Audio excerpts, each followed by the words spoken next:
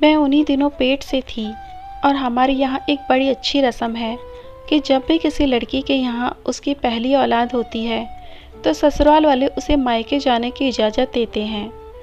ऐसा नहीं है कि वो मायके वालों के लिए कोई बोझ होती है या फिर ससुराल वाले उसे अपने साथ नहीं रखना चाहते। बस ये हमारे यहाँ की रस्म है जिसे अच्छा समझा जाता है। मेरे यहाँ भी जब पहले बच्चे की प्रेगनेंसी हुई तो मेरी मम्मी ससुराल से आकर मुझे मायके ले गई। मम्मी बोली, मैं तेरा अच्छे से ख्याल रखूँगी।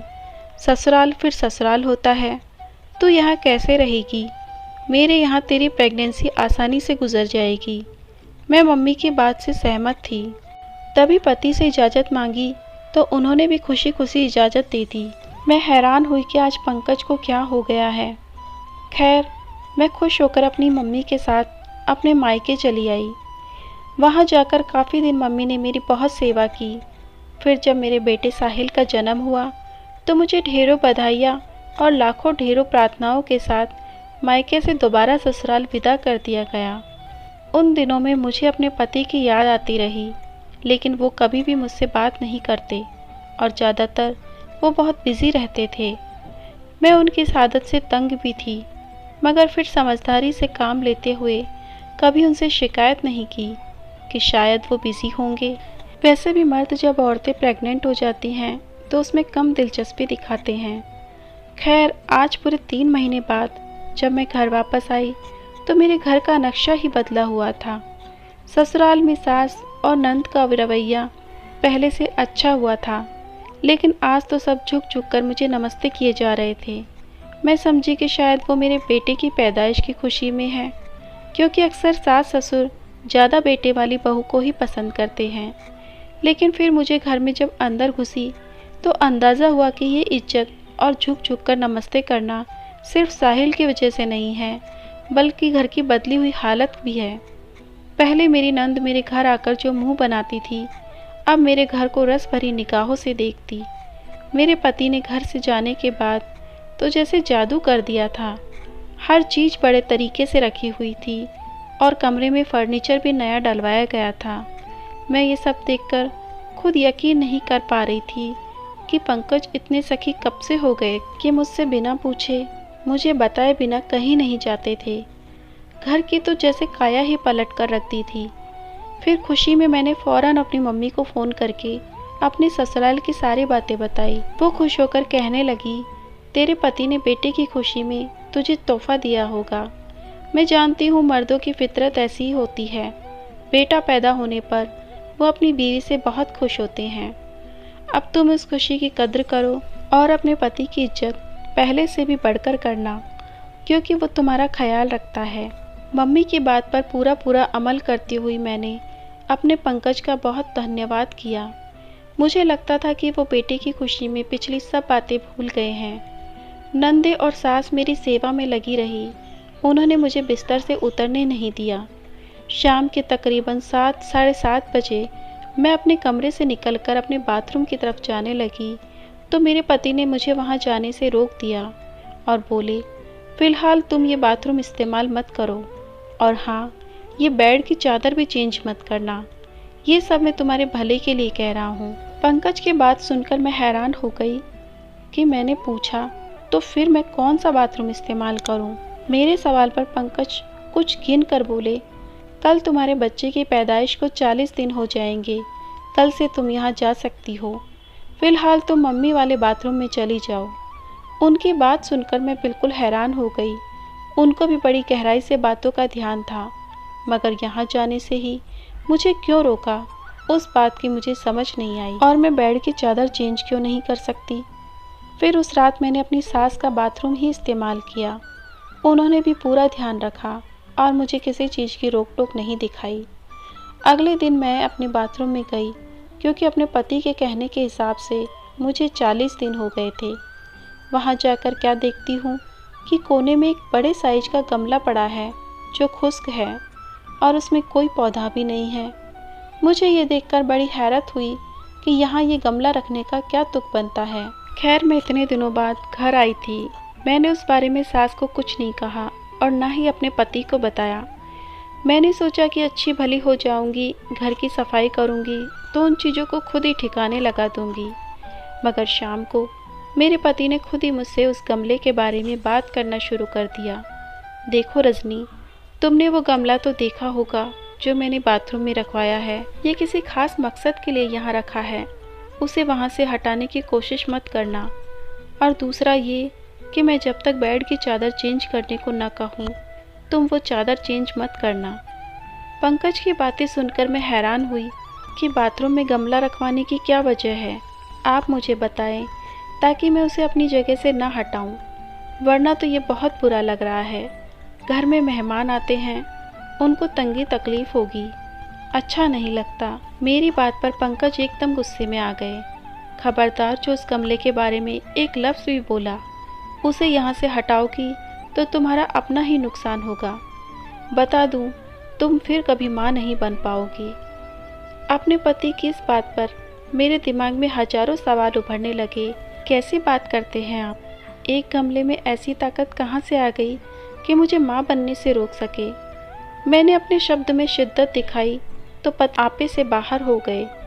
जितना कहा उतना करो, तुम्हारा बेटा पैदा हुआ है इसलिए मैं सख्ती नहीं कर रहा हूँ, वरना उस कमरे के बारे में मैं अपने घर में सबको मना कर रखा है कि उसे हाथ भी ना लगाए। हो सकता है कि 2 दिन बाद मैं ये बाथरूम ही बंद करवा दूँ। अच्छा है कि तुम भी समझ जाओ। उन्होंने ये कहा और कमरे से निकल गए। मैं उन्हें देखती रही और सोचने लगी कि एक मामूली से गमले की खातिर उन्होंने मुझ पर गुस्सा किया, वो भी उस वक्त जब मेरी सेहत भी ठीक ना थी। खैर, मैंने उस बात को अपने सीने में दबा दिया। वैसे भी घर में इतनी खुशियाँ थी कि मैं ऐसी लड़ाई वाली बातों के बारे में नहीं सोचना चाहती थी और ना ही बात करना चाहती थी। मैंने मम्मी को भी बता रखा था कि पति ने घर का नक्शा बदल रखा है। तभी अगले दिन उनका फ़ोन आया। कहने लगी, मुझे तेरी ज़रूरत सही वक्त पर पड़ी है। तेरे पति ने जब घर को इतना सजाया संवार दिया है तो क्यों ना तुम मेरे भी काम आ जाओ। आजकल तो वैसे भी बेटे की खुशी में बहुत खुश है। मम्मी कहने लगी, तू जानती तो है, तेरे जाने के बाद परेशानियां आना शुरू हो गई है। अब हमारा घर तो किराए का है। अच्छे लोग किराए के घर वालों में रिश्तेदारियां नहीं बनाया करते। हमारा अपना घर तो बनने की तैयारी हो रही है। बस 1-2 महीने बाद हम वहाँ शिफ्ट हो जाएंगे। फ़िलहाल मैं उन्हें तुम्हारे घर बुलवाना चाहती हूँ। कोई ना कोई बहाना कर लेंगे, मगर मैं उनको अभी यहाँ नहीं बुलवाना चाहती हूँ। वो लोग काफ़ी ऊंचे घराने से हैं। ऐसा ना हो कि मेरी बेइज्जती हो जाए। मम्मी की बात सुनकर मैंने अपना सर पीट लिया। मम्मी से किसी बात का जिक्र किया नहीं कि उस बात की चर्चा पूरे शहर में हो जाएगी। फिर मेरी माँ भी थी, मैं मना नहीं कर सकती थी। अपनी सास से पूछा तो उन्होंने इजाज़त दे दी। वो बोली कि बेटी, मैं तो खुद ही सुबह घर जा रही हूँ, घर में तुम अकेली होगी। अच्छा है कि तुम अपने घर वालों को बुलवा लो, इसी बहाने तुम्हारा दिल भी लग जाएगा। लेकिन एक बार अपने पति से ज़रूर पूछ लेना। सासू माँ की बातों पर तो मैं खुश हो गई। पति से इजाज़त लेने का तो सवाल ही पैदा नहीं होता। वो मुझे ऐसी बातों के लिए कभी कोई मना नहीं करते थे। मैंने मम्मी से कह दिया कि आप शाम को उन लोगों को बुलवा लें। मम्मी भी खुश हो गई और परेशानी भी नहीं हुई। उन लोगों ने शाम को 5 बजे मेरे घर आना था। मम्मी उन्हें पता वगैरह समझा दिया। वो खुद शाम के 4 बजे ही हमारे घर आ गई। आते ही उन्होंने घर की देखभाल शुरू कर दी। बेड की चादर नहीं थी, इसलिए मम्मी ने नहीं बदली। मगर जब उनकी नज़र बाथरूम में पड़े गमले पर पड़ गई तो कहने लगी, बेटी, ये कितनी बुरी बात है। सूखा गमला है, तुम लोगों ने उसमें कुछ फूल पौधे क्यों नहीं लगाए हैं? अब उसे यहाँ रखने का क्या तुक बनता है? उसे ऊपर छत पर रखवा दो। मैंने कहा, मम्मी नहीं, मेरे पति ने बहुत सख्ती से मना किया है। उस गमले को यहाँ से नहीं उठाना। अगर उनको पता चल गया तो कयामत आ जाएगी। अरे भाई, क्यों, ऐसा भी क्या है उस गमले में? चल हटवा दो, उसे थोड़ी देर बाद वापस रख देंगे। मम्मी के जिद करने पर गमला वहाँ से उठाना ही पड़ा, क्योंकि उन्होंने खुद ही छोटे लड़के को बुलवाकर वहाँ से गमला उठाना शुरू कर दिया था। मैं उनको रोक नहीं पाई थी। वैसे भी वो फिजूल की बातों पर यकीन नहीं रखती थी। खैर, उस लड़के ने गमला उठाकर बाहर वाली जगह पर रख दिया। मम्मी ने आए मेहमानों की खूब खातिर और आव भगत की। वो लोग भी बहुत खुश हुए, मेरी बहन को देखा और पसंद कर लिया और फिर चले गए। मम्मी ने ना जाने घर के बारे में क्या क्या बताया, मगर वे लोग हमारा सलीका देखकर बहुत खुश हुए और फिर मेरी बातचीत से तो मामला और भी आसान हो गया। मम्मी ने मेरा धन्यवाद किया और मेरी बहन टीना को लेकर खुशी खुशी घर चली गई। रात के तकरीबन 8 बजे थे। अब पंकज के घर आने का वक्त हो रहा था। तभी मुझे याद आया कि वो गमला जिसे मैंने हटवा दिया था वापस भी तो रखना है। तभी मैंने पड़ोसी के एक लड़के को बुलवाया। घर आया तो उसने कहा कि गमला बहुत भारी है, दूसरे लड़के को भी बुलवाना पड़ेगा। आप जाकर तब तक बाथरूम का दरवाज़ा खोलो। उसकी बात पर मैं अंदर आ गई। जब तक वो दूसरे लड़के को बुलाने चला गया, मैंने आकर दरवाज़ा खोला तो मेरी नज़र सामने उखड़ी हुई टाइल पर पड़ी जहाँ से गमला उठाया गया था। ये देखकर मैं हैरान रह गई कि टाइल कैसे उखड़ गई थी। हालांकि बाथरूम की टाइल काफ़ी मजबूत होती हैं। उनमें एक खास किस्म का गोंद लगाया जाता है जिससे फर्श के साथ चिपक जाती हैं, मगर ये टाइल बिल्कुल उखड़ी पड़ी थी। मैंने उसे दोबारा वहाँ रखने की कोशिश की तो ऐसा महसूस हुआ जैसे नीचे कोई चीज़ पड़ी है। मजबूरन मैंने टाइल हटाकर देखा तो एक काले रंग का थैला पड़ा था। मैंने उसे शक के मारे उठाया, देखा तो उसमें कोई गोल गोल चीज़ थी। मैंने उस थैले को खोला। थैला खोलने पर मेरी नज़र जले हुए काले अखरोट पर पड़ी जो अलग अलग धागों के जरिए आपस में जुड़े हुए थे और उन्हें उसमें बड़ी एहतियात से रखा गया था। मैंने हैरत से उन्हें उठाकर बाहर निकाला और कचरे में फेंक दिया। लड़कों को बुलवाकर वो गमला उसी जगह रखवा दिया और उन्हें चाय पानी पिलाकर घर से विदा कर दिया। मैं सब कामों से फ्री हुई तो जब अपने कमरे में आई तो देखा मेरा बच्चा रो रो कर बेहाल हो चुका था। मैंने उसे उठाकर सीने से लगाया, सोचा कि शायद भूख लगी होगी। मैंने जल्दी से दूध बनाया और उसे दूध देने लगी, मगर उसका रंग पीला पड़ गया। ये देखकर मैं परेशान हो गई। मैंने जल्दी से अपने पति को कॉल की। वो मुझ पर चिल्लाने लगे, ज़रूर तुमने ही कोई गलती की होगी, वरना हमारे बच्चे को कुछ नहीं हो सकता। अब सब्र करो, मैं घर आता हूँ। उसी वक्त मेरी सास भी घर आ गई। उन्होंने जो बच्चे को देखा तो वो भी रोने लगी। बोली, ये तो कोई और ही मसला लगता है, जल्दी से पंकज को फ़ोन करके बुलाओ। घर आ जाएंगे तो हम उसे अस्पताल लेकर जाएंगे। मेरे पति ने हाल ही में गाड़ी ली थी। उस गाड़ी में हम लोग बाहर आते जाते थे। हम घर की औरतों को अकेले बाहर जाने की इजाज़त नहीं थी, इसलिए हम पंकज का इंतज़ार करने लगे। उनको आते आते आधा घंटा हो गया था क्योंकि ट्रैफिक जाम था। काफ़ी देर बाद जब घर पहुँचे तो घर में अफरा तफरी मच चुकी थी। मेरी नंद तक को भी पता चल गया था।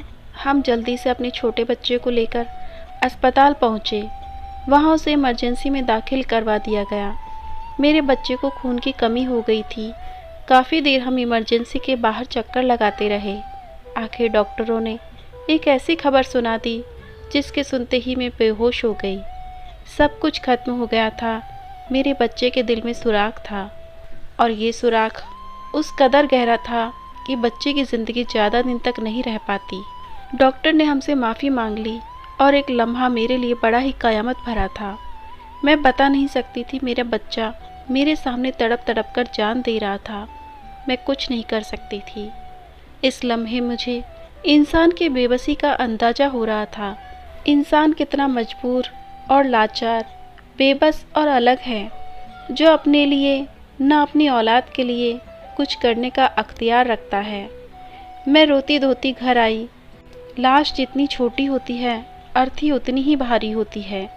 मेरे बच्चे की मौत ने मुझे अंदर तक हिला कर रख दिया था। जिंदगी बेरंग लगने लगी थी, किसी चीज़ में रंग महसूस नहीं होता। मैंने उस दिन अपने भगवान से गिड़गिड़ाकर प्रार्थना की, वो मेरे सब गम को दिल से भुला दे और मुझे नई औलाद दे दे। पंकज को अजीब सी चुप्पी हो गई थी। वो ना ही रो रहे थे, ना ही मुझसे कोई बात कर रहे थे। उनका ये रवैया अजीब सा था। कम से कम मुझे उनसे हमदर्दी की उम्मीद तो थी, मगर उन्होंने तो एक लफ्ज़ ना कहा। खैर, उस वक्त मुझे सबसे ज़्यादा अपने बच्चे का गम था, इसलिए मैंने उस बात को नज़रअंदाज कर दिया। लेकिन जब हालात ज़्यादा बिगड़ने पर आए तो मेरा पति का ये रवैया मुझे बहुत ज़्यादा महसूस होने लगा। वो मुझे खा जाने वाली नज़रों से देखते, ऐसा लगता जैसे वो किसी बात पर मुझसे नाराज़ हैं। मैं उनसे पूछती मगर वो कुछ न बताते। आखिरकार एक दिन उन्होंने गुस्से में मुझ पर चिल्लाना शुरू कर दिया। उनकी आवाज़ कांप रही थी। मेरे बच्चे को तुमने मारा है। उनकी आवाज़ सुनकर मेरी आंखों से आंसू बहने लगे। मैंने क्यों मारा है? मैं कोई उसकी दुश्मन थी? माँ थी उसकी। इतना ही दुख मुझे भी है जितना आपके दिल में। अगर तुम वहाँ से वो गमला न हटाती तो आज हमारा बच्चा हमारे सामने खेल रहा होता। और सुनो, अब तुम कभी माँ नहीं बन सकती हो। उन्होंने सफाई से कह दिया। ऐसा क्यों कह रही हो? और औलाद देना ऊपर वाले का काम है। जिसने पहले दिया वो दोबारा भी देगा। खुदा के लिए ऐसी बातें मत करो। मैंने अपने दिल को संभालते हुए कहा। तभी पंकज बोले, रजनी, तुमने जो काम कर दिया है ना, उसके बाद ना तुम कभी औलाद पैदा कर सकती हो और ना ही कभी तुम्हारी औलाद जिंदा होगी। ये बात मुझसे लिखवा कर ले लो। मैं अपने पति की इस बात पर बिल्कुल हैरान और परेशान हो गई, क्योंकि ऐसी क्या वजह है और आप इतने विश्वास के साथ कैसे बोल सकते हैं। मैंने डरते हुए उनसे पूछा था, तुम्हें यकीन नहीं आता तो मेरी कहानी सुन लो। तुम मुझसे बहुत लड़ाई करती थी कि मुझसे घर के खर्चे पूरे नहीं होते। एक बार तुम्हारी माँ ने मुझे कपड़ों का ताना भी दिया था और कहा था कि मेरी बेटी तुमसे शादी करके खुश नहीं है। तभी मैंने फैसला किया था और फिर उस फैसले पर अमल करते हुए मुझे ज़्यादा देर नहीं लगती थी। मैंने तुमको कहा था कि मैं दुनिया तुम्हारे कदमों में ढेर कर दूंगा, मगर मैंने बुराई वाली हर एक चीज़ को अपने से दूर कर डाला। सिर्फ तुम्हारे बारे में सोचता था। एक दिन ऑफिस से आते हुए मुझे एक आदमी मिला। आदमी गैर मामूली सा लग रहा था। उसने मुझसे कहा कि मेरे घर के हालात इसलिए बुरे हैं क्योंकि मेरे ऊपर काला जादू करवाया है। इसी बंद की वजह से मुझ पर औलाद की खुशियाँ बंद हैं। मैंने कहा कि तुम कैसे कह सकते हो। तब उसने मुझे तुम्हारे ख़ानदान के हर आदमी का नाम बताया और बड़ी डिटेल से बताई थी। फिर उसकी बात सुनकर तो मेरा दिमाग चकरा कर रह गया। मैं उस आदमी की बातों में आ गया। उसने मेरे बाजू पर एक काले रंग का निशान लगाया और बोला, अगर तुम्हारे हाथ पर जलन हो तो समझ जाना कि वाकई तुम पर जादू किया गया है और उसका तोड़ करने के लिए तुमको मेरे पास आना होगा। मैंने उस पर यकीन कर लिया। मैं उसके साथ उसके घर गया। उसने मुझसे काफ़ी सारे पैसे भी लिए। मैं उसकी बातों से पहले ही इतना दिलचस्पी लेने लगा था कि उसकी बातों पर बिना सोचे समझे यकीन कर लिया। उसने मुझसे अच्छे खासे रुपए लिए और कहा कि अब मेरे हालात सुधर जाएंगे। उसने मुझसे एक नई चादर मंगवाई और उस पर कुछ पढ़ कर दिया और कहा, ये चादर अपने बेड पर बिछा दो और जो अखरोट तुम्हें गमले के नीचे मिले हैं वो भी इस आदमी ने मुझे पढ़ कर दिए थे।